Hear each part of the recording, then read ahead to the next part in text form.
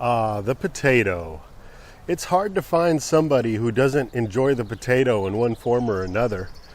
You've got hash browns, tater tots, french fries, potato chips, scalloped potatoes, baked potatoes, potatoes and cabbage, potatoes gratin. I mean, what's not to love? It's a wonderful food crop. If you enjoy eating them, you'd probably enjoy growing them too. Well, today we're going to be going over that. We're going to do a complete video today talking about everything there is to know about growing the potato. And believe it or not, there's actually quite a bit to know, to absorb. Now, if you've been following along the channel, you know that one of my favorite ways to grow a potato is to simply bury it in the ground and walk away. It's really that simple. You can have success doing that. But the more you know, the better you'll grow. And that's why I hope after watching this video, you can walk away feeling like an expert. Like, not only can you grow the potato, but you could farm potatoes if you wanted to. So without further ado, let's jump right into it. So here we are next to my raised bed garden. And as you can see, we have many potatoes growing in this bed. We're here in the early part of spring, and springtime is the best time to start growing your potatoes. So I actually put these in the ground a couple months ago. Where I'm located here in Northern California, Zone 9B. That was maybe a little bit early. Potatoes like to get in the ground when the temperatures are about 50 degrees Fahrenheit, 10 degrees Celsius. That would be the most appropriate time to get them into the ground. But we got them in there, and as you can see here on the 21st of April, we've got plenty of green growth. I've already been doing some hilling, but depending on where you are, might be a little bit later in the season when you start planting your potatoes. Now, all these potatoes growing in here are store-bought potatoes. And there's a bit of controversy on whether or not you should be growing store-bought potatoes, because generally speaking, people like to buy what's known as seed potatoes and starting their potatoes that way. Now, these aren't little seeds that you plant, but instead they're actually little potatoes that have been grown specifically for planting in your garden. And they are disease-free, disease-resistant. These actually aren't seed potatoes. These are from the store as well. But that would be the reason why you would want to go with a seed potato. You know what you're getting, first of all. You've got a much greater selection as to the different varieties that you might want to grow, and you can really hone into what grows well in your area and get some seed potatoes that are going to do well for you. Now, with store-bought potatoes, there are some issues that can arise.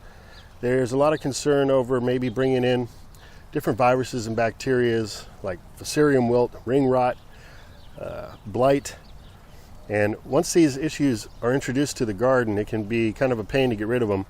Not to mention, you might not get that much of a crop, if anything at all. So there's a lot of people who shy away from growing store-bought potatoes. But on the other hand, that's all I've ever grown in my garden. And that's because I find it hard to throw away a potato that's begun to develop an eye, also known as a sprout. Instead, I like to just throw it in the ground and see what happens. And I think if you got a good balance, if you got a polyculture style garden going and you're practicing crop rotation, then I don't think it's going to be much of an issue. But that's my own interpretation, and that's how I roll with it. But you may decide to stick with the seed potatoes, and I don't see any issue with that at all. I think that would be a great idea. Now, another benefit to growing potatoes from seed potatoes is that you know if you're getting a determinate or indeterminate variety potato. Now, the main difference is with indeterminates, you can continue to put soil over the green growth that occurs, just leaving the tops, about 3 inches of the tops for photosynthesis, and you're going to get some sprouting and new tubers forming off of these main shoots. So you're going to get actually a lot more potatoes off the indeterminate varieties. However, they do take longer to produce, so you're looking at about 110 to 135 days. With determinate varieties, they grow quicker, usually 70 to 90 days, and you've got your harvest, but they only grow under the soil surface.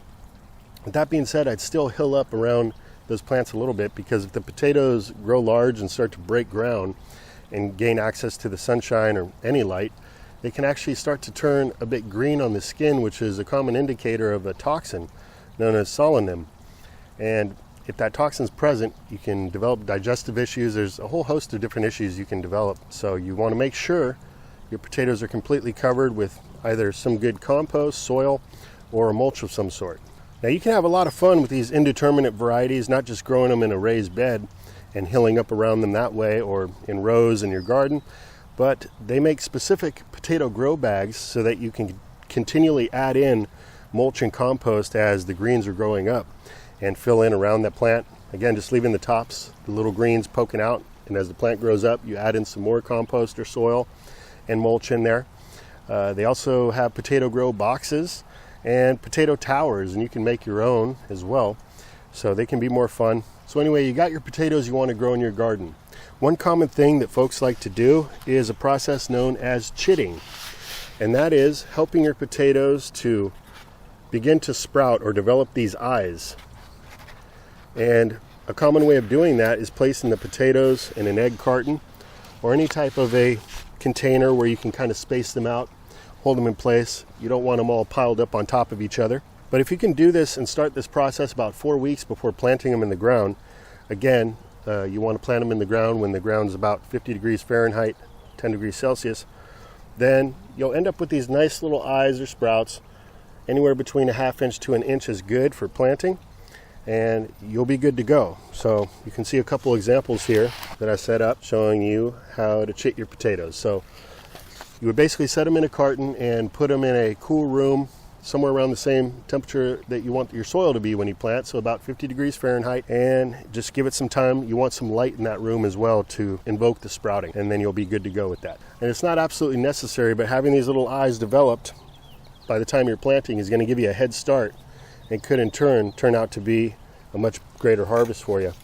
Now, once you got your potatoes ready to go, another common thing folks like to practice is cutting the potato so they can get several different plants out of just one potato.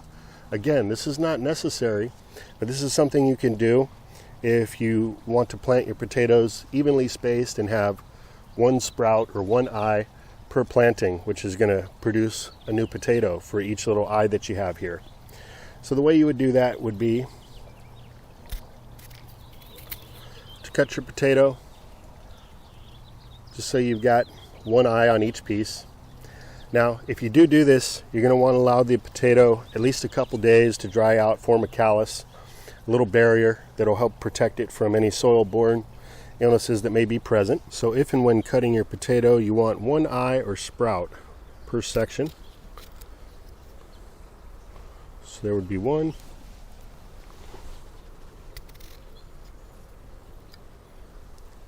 2,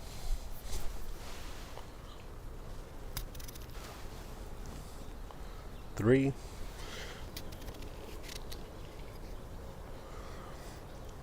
4, and then just allow these to dry and callus over the next couple days.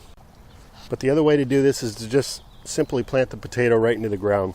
Now, when it does come time for planting, you do want to have those sprouts facing up, and you want to bury it about 3 inches deep in the soil. Now, if you've got several different sprouts, that's fine. That means you're going to grow a lot of potatoes off of one potato. But if you want larger potatoes, you're going to want to reduce those eyes or sprouts down to 1 or 2. 2 is usually good. So you can simply pick off the extra sprouts that you see and just leave the 2 that you want, and you're good to go like that. Now, if you're like me and you want to risk it and plant store-bought potatoes, highly recommend planting organic potatoes. The commercial varieties often contain a growth inhibitor that stops it from actually sprouting and growing. So you may plant those conventional potatoes and nothing comes up. That would be the reason. Now, if you really want to hone in and get everything lined out perfectly, the best way to do it is to plant your potatoes sprout end up. You want to do it about 3 inches deep and 12 to 18 inches apart. Now, as far as fertilization goes for your potatoes, you can usually start your fertilization schedule about 2 weeks after planting. And it's phosphate and potassium, which are going to be most crucial for the root development of the tubers. Nitrogen is going to help to spur the foliage growth. So something like a 5-10-10 granular would be good. You can use a liquid fertilizer as well. Now, after your first fertilization, you can then fertilize about every 4 weeks after that. And then you want to stop 2 weeks before you're going to harvest your potatoes. And you'll know it's time to stop both fertilizing and watering when the greens actually yellow and begin to die back. So You want to completely halt your watering and fertilization right there at the end, the last 2 weeks. Now, potatoes love good nutrition in the soil. So if you can add in some high quality compost or some worm castings, wood ash, bone meal, some shredded leaves, grass clippings, these are all going to help your potatoes to be extremely healthy. And things like the grass clippings and the leaves you can also use as a mulch just to help to keep the moisture in the soil as well.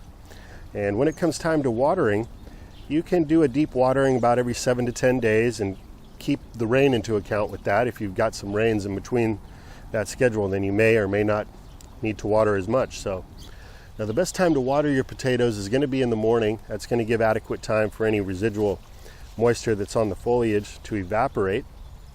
And that's a good idea because if you have any moisture on these leaves heading into nighttime, you can develop some fungal and disease issues. Something else important to mention is that sweet potatoes are completely different from regular potatoes. They're grown differently. With the potatoes, we start with a seed potato that develops an eye, a shoot, and we plant those. With a sweet potato, you are harvesting the slip, is what it's known, or the sprout, the greens of the potato, and you plant those, not the whole potato or chunks of potato. So it's important not to get those confused. So I know we talked about a lot today, but if you can absorb this and take it in, then you will have success growing potatoes at home. And now's the time. Spring has just sprung, so if you haven't yet gotten started planting your potatoes, well, you still got plenty of time to do so. So with that, I want to thank you all for watching. Have yourself a great rest of the day. Until next time, this is Dan from plantabundance.com. Take care. I'll be talking to you again soon.